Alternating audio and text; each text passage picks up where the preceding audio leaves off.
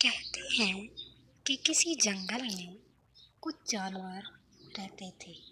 وہ جانور مل جل کر ہنسی خوشی جنگل میں زندگی بسر کر رہے تھے، لیکن پھر ان کی خوشیوں کو نظر لگ گئی۔ جنگل میں ہر طرف خوف و ہراس پھیل گیا، کیونکہ اس جنگل میں ایک ظالم بادشاہ آ گیا۔ ظالم شیر نے ہر طرف اپنی حکمرانی قائم کر لی۔ وہ ہر طرح سے ان کو ڈرانے لگا۔ شیر روزانہ کسی نہ کسی جانور کا شکار کرنے لگا۔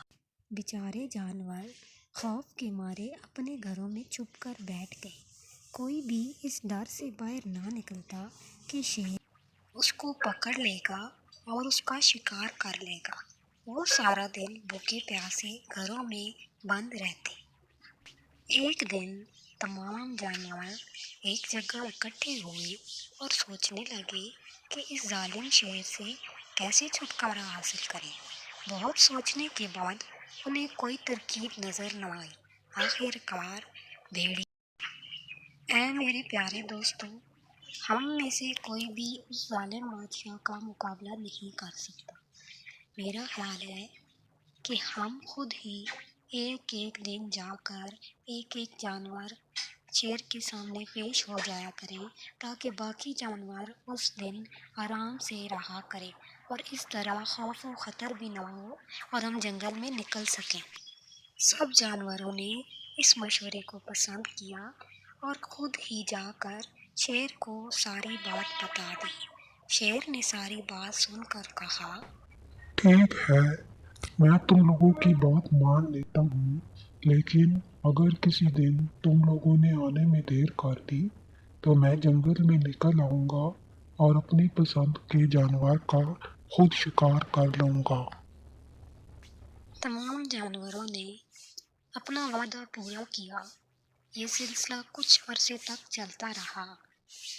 آخر ایک دن کہ ایک چھوٹے خرگوش کی باری آئی۔ خرگوش بہت ہی چالاک تھا۔ اس نے ایک ترکیب سوچی اور شیر کے پاس چلا گیا۔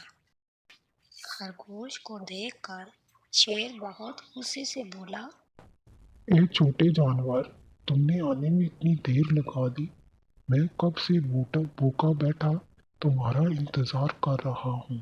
اگر تم اب نہ آتے تو میں جنگل میں نکل آتا اور تمام جانوروں کو کھا۔ خرگوش نے کہا، بادشاہ سلامت، میں تو آ ہی رہا تھا، لیکن مجھے آپ کا ایک دشمن مل گیا۔ شیر نے کہا، اے چھوٹے جانور، یہ کیا بکواس کر رہی ہو؟ میرا کون سا دشمن تمہیں مل گیا تھا؟ کس کی اتنی ہمت ہے؟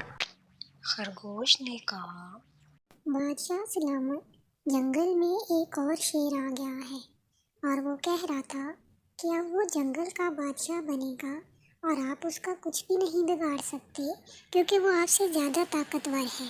شیر نے کہا، ذرا مجھے بھی تو ملواؤ، میں بھی دیکھوں کون ہے جو مجھ سے زیادہ طاقتور ہے۔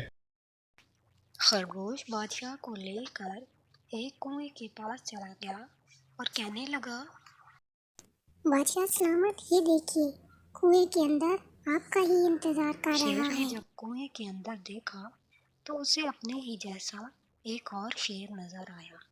شیر نے سوچے سمجھے بنا کنویں کے اندر چھلانگ لگا دی۔ جب کنویں کے اندر گرا تو اس کو پتہ چلا کہ یہ تو اس کا اپنا سایہ تھا۔ تو بچوں، ایک چھوٹے خرگوش کی ذہانت کی وجہ سے تمام جانوروں کی ایک ظالم بادشاہ سے جان چھوٹ گئی۔ اب تمام جانور پہلے کی طرح ہنسی خوشی جنگل میں مل جل کر رہنے لگے۔